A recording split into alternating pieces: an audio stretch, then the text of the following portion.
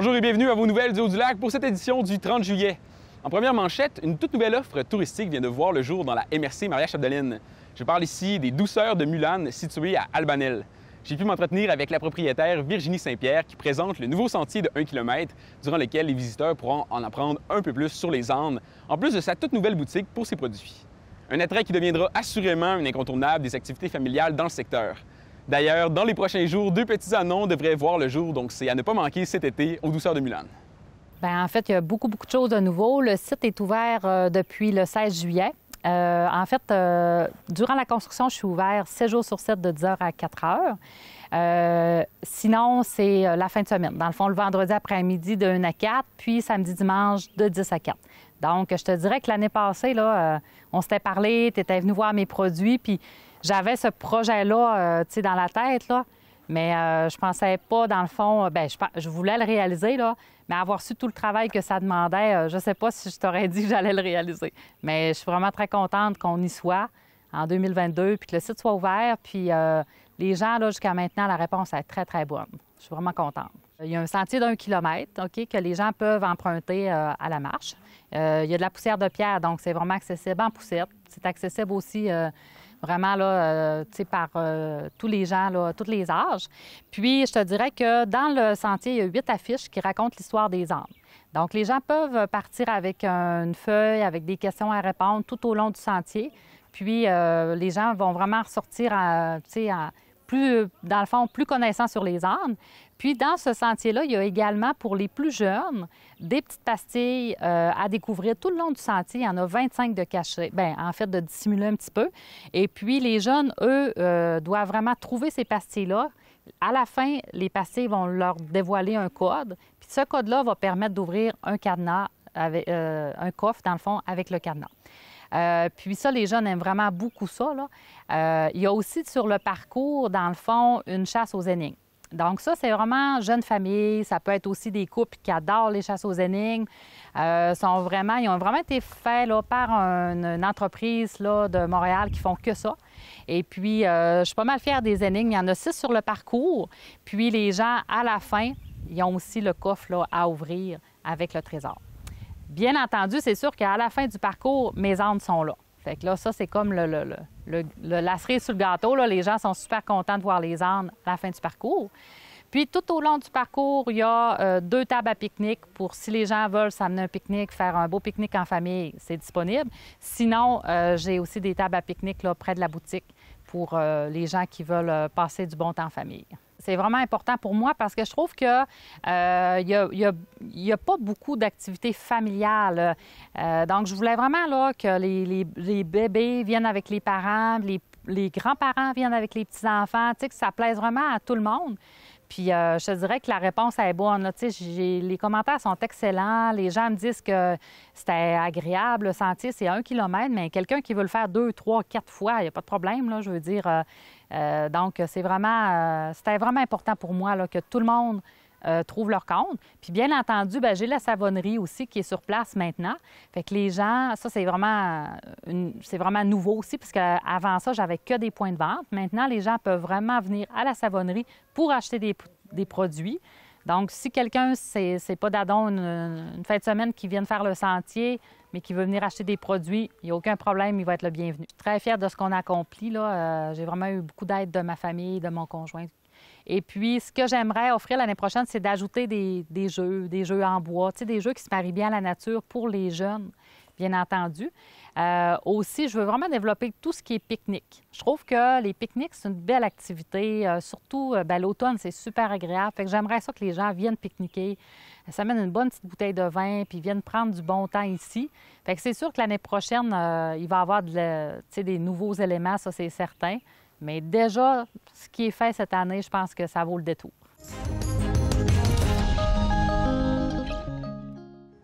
La MRC Maria-Chapdelaine, en collaboration avec la Société de gestion environnementale et l'OBV Lac-Saint-Jean, ont mis en place une campagne de sensibilisation visant les utilisateurs de véhicules hors route. Dans le fond, on a pensé à installer 40 panneaux signalétiques. Puis c'est ça, ces panneaux-là, tu sais, on veut que ce soit vraiment, Parce que quand on est en 4 roues ou en motoneige ou en moto, on va quand même souvent à une certaine vitesse.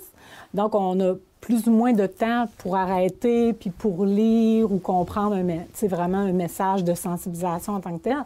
Fait que nous, on a pensé plutôt à une signalisation avec plus des images, puis des mots comme ralentissez ou attention tel habitophonique ou attention telle espèce ou ralentissez, vous êtes dans une tourbière, près d'une tourbière ou sur le bord d'un cours d'eau.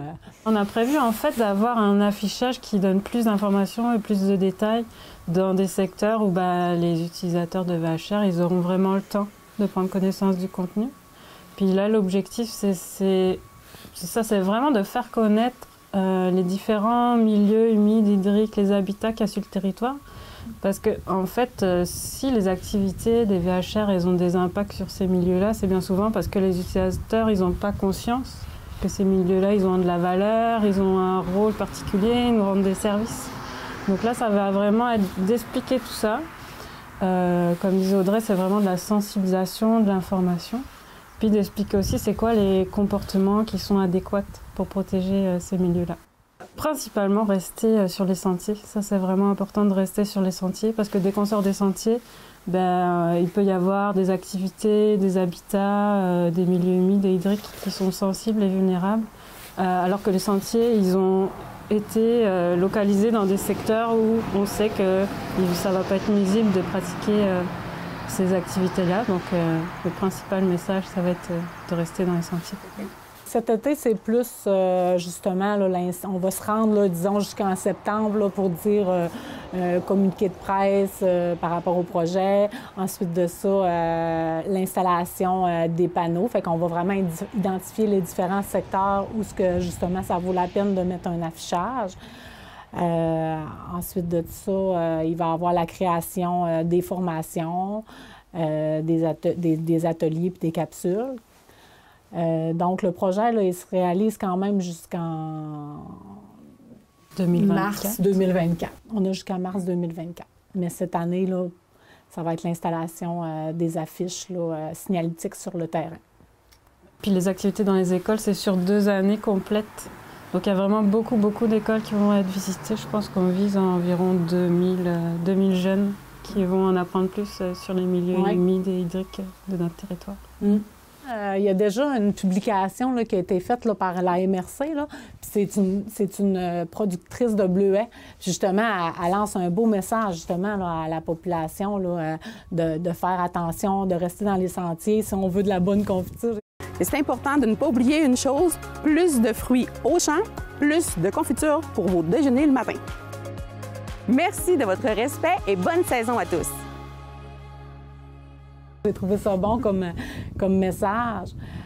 Puis nous, c'est un peu le même type de message, mais c'est pour protéger les milieux humides, c'est pour protéger les habitats phoniques, puis la faune, puis la flore qui y vit.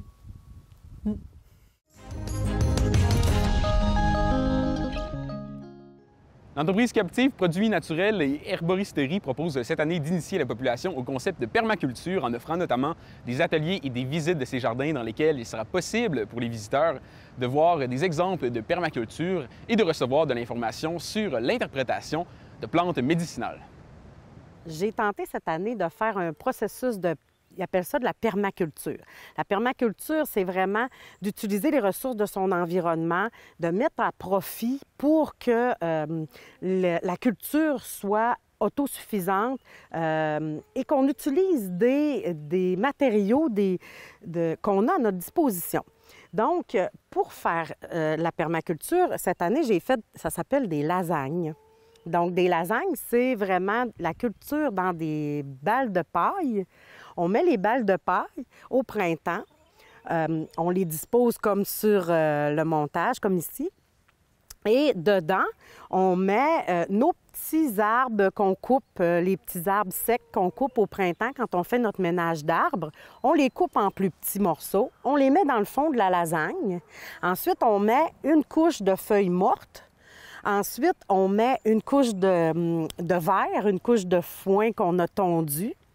Ensuite, on va remettre des feuilles mortes, du foin, de la terre par-dessus tout ça, avec du compost, du fumier, et on va planter directement là-dedans. Ce que ça fait, c'est que ça réutilise les ressources qu'on a. Donc, au lieu de jeter notre foin, au lieu de jeter nos feuilles, nos branches, on les utilise pour les composter. Mais les composter, je dirais, comme en direct. Dans le fond, les fruits, les légumes sont plantés dans les lasagnes et tranquillement, tout ce que j'ai nommé, les étages de lasagne vont se transformer, vont se composter ensemble et ça va donner un super compost. Donc, au lieu d'attendre que le compost soit prêt, bien, le compost, il se fait pendant que les légumes poussent dedans. Donc, l'année d'après, probablement qu'en enlevant les pailles, à la fin, à l'automne, on défait les pailles, on les étend pour protéger notre sol pour l'hiver. Et à la saison suivante, quand on veut planter au printemps suivant, on peut prendre directement, enlever un peu de paille s'il en reste, et on peut planter directement dans la terre. Et là, on aura étendu notre compost avant d'étendre la paille et on va avoir vraiment une terre qui est riche.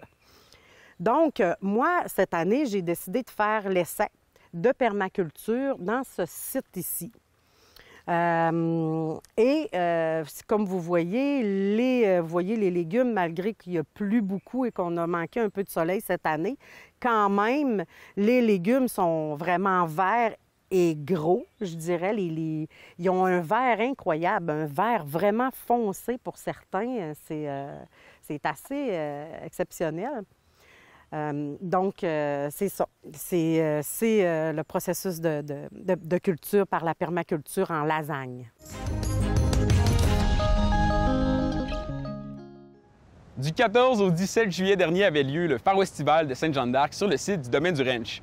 Une programmation musicale très complète avec évidemment des artistes de musique country et beaucoup d'artistes locaux. Animation pour les enfants, tournois de poche, cours de danse en ligne et bien d'autres activités pour occuper les festivaliers pendant les 3 jours du Farwestival, sans compter les nombreuses compétitions équestres de style Gymkhana qui se sont déroulées tout au long du week-end. Jeux de tours, échanges du cavalier, slalom et ateliers de roping, il y en avait vraiment pour tous les goûts durant cette fin de semaine qui fut un grand succès dans l'ensemble.